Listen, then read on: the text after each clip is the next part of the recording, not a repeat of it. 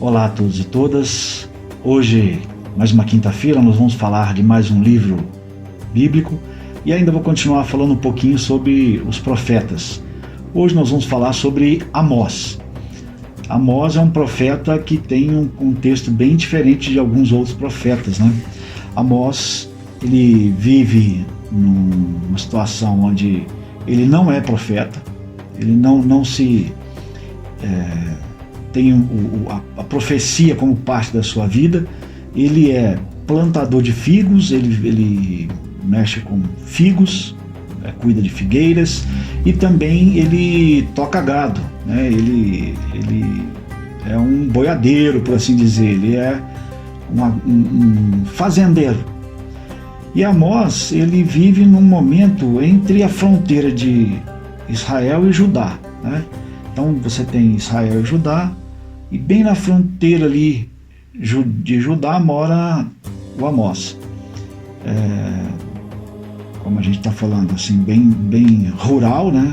Bem da área de mexer com animais e de mexer com a zona rural. Amós vive num tempo de relativa paz, né? E é interessante porque Amós se propõe a ser profeta num momento onde o povo, principalmente o povo de Israel, estava vivendo uma vida abastada, né? Eles não tinham problema nenhum com dinheiro, eles estavam enriquecendo. E Amós, ele sai de Judá e vai até o rei de Israel, né? Que na época era o Jeroboão II. E nesse período, como eu disse, havia uma certa abastança, né? Estava tendo muito prosperidade. Mas essa prosperidade estava sendo meio longe do propósito das leis divinas, né? Amós, ele começa a ficar irritado com a situação dos oprimidos e dos fracos e dos pobres em Israel, porque apesar desse momento de fartura, os ricos enriqueciam cada vez mais, os pobres estavam tendo dívidas e muitos ali estavam sendo vendidos como escravos, né?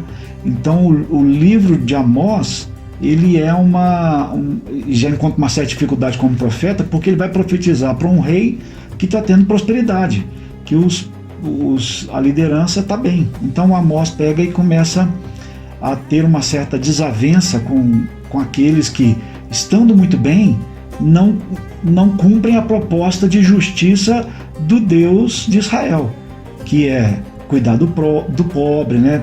Fazer justiça com aqueles que são mais oprimidos. Amós, ele tem uma ideia de que a justiça de Deus, ela deve ser feita independente de quem está sendo naquele momento ali prejudicado. Se é rico, se é pobre, a justiça de Deus tinha que ser feita para todos, mas os ricos vinham oprimindo os pobres e ficando cada vez mais ricos, né? E mesmo não tendo nenhuma ideia de que haveria um certo castigo divino por isso, Amós diz: olha, o Senhor não tem se agradado dessa vivência, porque é uma vivência longe dos ensinamentos de Deus, né? Do ensinamento de ter o pobre como irmão, de também saber dividir as coisas, né? Amós até tem uma passagem de dizer assim: não foram vocês escravos no Egito, né? E agora vocês estão lidando com seus irmãos da mesma maneira, né? Vendendo os irmãos para poder saldar dívida, então vende como escravos, né? Então Amós ele vai fazendo uma proposta de dizer: olha, apesar de vocês estarem bem, vocês não estão bem por causa das bênçãos de Deus. Essa injustiça que vocês praticam não agrada ao Senhor. Então essas riquezas, essas benesses, não tem nada a ver com a bênção de Deus, né? No capítulo 4, né, a texto é dividido são 9 capítulos, e ele vai fazendo a divisão assim de ir a Israel, falar, repreender as atitudes de Israel nesse sentido que eu vinha falando, de oprimir, né? E no capítulo 4 ele fala, é um texto assim, bem marcante, né? porque ele faz uma profecia dizendo assim, ó, vós vacas de Baçã, né? E se referindo a um grupo de pessoas, né? Eram as mulheres que viviam relativamente abastadas, e aí ele compara essas mulheres com o gado, né, de Baçã, que Baçã era uma região muito rica, muito fértil também, e o gado de Baçã era um gado assim, mais gordo, né, bem bonito, e ele dizia, né, vós vacas de Baçã, vocês estão achando que estão livres, né, da ira do Senhor, ou da justiça do que estão fazendo? Ele diz, olha, a vaca gorda é a que vai para o abate, né? E essa fala da vaca de Baçã, ela marca muito bem o que Amós quis dizer. Ele quis dizer que algumas classes e algumas pessoas estavam se beneficiando da maioria que estava sofrendo, né, daqueles oprimidos e pobres. Então ele começa a fazer uma profecia dizendo que vai profetizar contra Israel, mas na verdade ele fala das nações vizinhas, né? Ele tem vários poemas de repreensão, né, interessantes nos capítulos iniciais. Daí ele começa falando sobre as nações vizinhas, e depois ele vai cercando, ele vai chegando assim até colocar Israel no centro. Então ele cerca uma região, fala das nações em redor, ele vai falando até chegar em Israel como o alvo da sua crítica profética, né? E ele diz, olha, vocês até têm feito cultos, festas, têm comemorado datas, mas essa não é a vontade de Deus, né? Então o livro de Amós é para a gente lê-lo numa proposta diferente até dos outros, né? Esse você não tem assim logo um período de desgraça no momento, né? Não estamos marcando nada iminente de acontecer uma opressão iminente. Mas interessante que depois da profecia de Amós, 40 anos depois, houve a invasão da Síria e houve tudo isso que Amós profetizou, né? As pessoas foram levadas cativas e muitos morreram. Então, na verdade, a profecia de Amós ali se cumpriu uma boa parte com 40 anos depois, junto com a Síria. E o último capítulo, como a gente sempre tem visto assim, né? Deus traz a profecia, o profeta vem falando, e lá o Amós é um pouco de assim, marcante nisso, porque é só os últimos versículos do capítulo 9 que ele fala dessa esperança, né? Essa fala dele até foi mencionada por Pedro lá em Atos, né? Dizendo que o que estava acontecendo em Atos era como Amós tinha profetizado, né? Que a profecia de Amós era repreendendo essa injustiça, mas também revelando uma esperança de que todas as nações conheceriam ao Senhor, né? E é isso que Pedro fala, que Amós vinha profetizando, e ali no Atos dos Apóstolos começa a se cumprir, onde as nações que não são nações de Israel, né, nem de Judá, abraçariam essa proposta do reino de Deus, da justiça de Deus, né? Então, para que a gente comece a entender o livro de Amós, a gente precisa entender bem claro esse período. Jeroboão II como rei de Israel, apesar de Amós estar vivendo no reino de Judá, é muito na fronteira, né? Ali ele profetiza contra o reino de Israel e fala sobre a idolatria, porque também isso estava muito arraigado lá naquele momento, né? Como as benesses estavam boas, eles começaram a fazer idolatria para diversos outros deuses, né?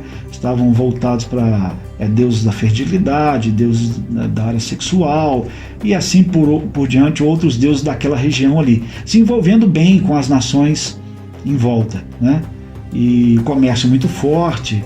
Então Amós ele profetiza que essa benesse financeira, essa benesse de vida boa, não é condizente com a vida que Deus quer para aquela nação, queria para aquela nação. Então a gente tem que pensar assim, a bonança que vem da injustiça, ela não gera nenhum benefício, é o que Amós vem dizer. Precisamos praticar a justiça, né? Sem a justiça, sem a proposta de fazer a vontade do reino, não adianta os louvores, não adianta a ida aos cultos, né? Não adianta o sacrifício, não adianta nada. Então, em Amós, isso fica muito claro. E a gente pode entender isso quando ele afirma sobre essas vacas de Baçã, né? Olha, vocês estão muito animados em estar prósperos, mas vai chegar um momento em que vocês serão abatidos, né? Então, eu espero que a gente compreenda esse livro, que também não é um livro grande, né? É um livro de 9 capítulos, e se a gente ler ele nesse contexto, né? Começar a entender que que Amós vai profetizar, ele até diz, né? Isso tem que ficar marcante também. Ele diz: eu não sou profeta, não sou filho de profeta, eu sou boiadeiro, né? E eu lido com o campo, mas o Senhor me chamou, né? Eu vi essa aflição ali daqueles miseráveis que estão vivendo em Israel, e a gente sempre tem que pôr isso em mente, né? Uma nação onde não privilegia para que todos tenham condições de viver melhor, é uma nação injusta, né? É o que Amós estava dizendo, né? Essa injustiça não provém de Deus. Apesar de vocês estarem bem, muitos estão sofrendo. Vocês deixaram a proposta da justiça divina, né? E o que Amós pede é: retorne, povo, para essa justiça, né? Conceda o direito aos pobres, tenha justiça para aqueles que são oprimidos, né? Lembre-se que você foi escravo no Egito, né? E haja como aquele que foi liberto por Deus, e assim possa promover a libertação de outros. Então, que a gente possa aprender muito com esse livro, nesse sentido de a justiça de Deus é melhor do que as riquezas, né? Do que as benesses. Porque se a gente confiar nessas benesses, uma hora Deus coloca a gente em questionamento, vem a arguir com a gente: olha, e aí? Vocês estão bem à custa de oprimir os outros, né? E ao ler o livro de Amós agora, eu espero que você tenha essa estrutura na sua mente, né? Então, o verso 1 e o capítulo 1 e o capítulo 2 fala dos motivos do castigo de Deus, né, sobre as nações, né? No capítulo 3 e 4 vai descrevendo os erros da nação em confiar na prosperidade, né? E no capítulo 5 ele faz uma chamada, né, para o povo buscar o Senhor, que o Senhor é muito mais do que as benesses que eles estão vivendo. Ele é um criador do universo e tudo mais, né? No capítulo 6 ele vai falando sobre o abuso daquele pessoal que vivia sossegado na corrupção, né? Eles estavam tranquilo, promovendo abusos contra os mais fracos, né? E no 7 e 8 ele vai falar algumas visões, né?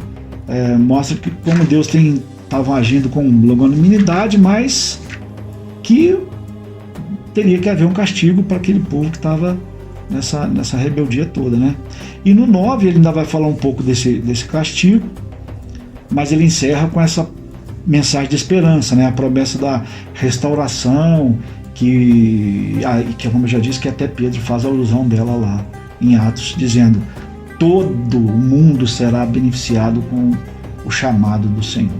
Leia Amós, leia ele agora nessa perspectiva, né? Minha intenção aqui não é exaurir o texto e nem deixar você com toda a informação, mas é simplesmente dar um norte para que você, ao ler o livro, você não tenha dúvida do que está sendo o pano de fundo, né? O desenrolar da coisa. E na outra quinta-feira nós vamos trazer um texto separado de Amós e vamos falar especificamente sobre aquele texto. Que você tenha aí um bom fim de semana e leia, para que na outra quinta-feira a gente possa caminhar juntos. Fiquem bem e fiquem com Deus.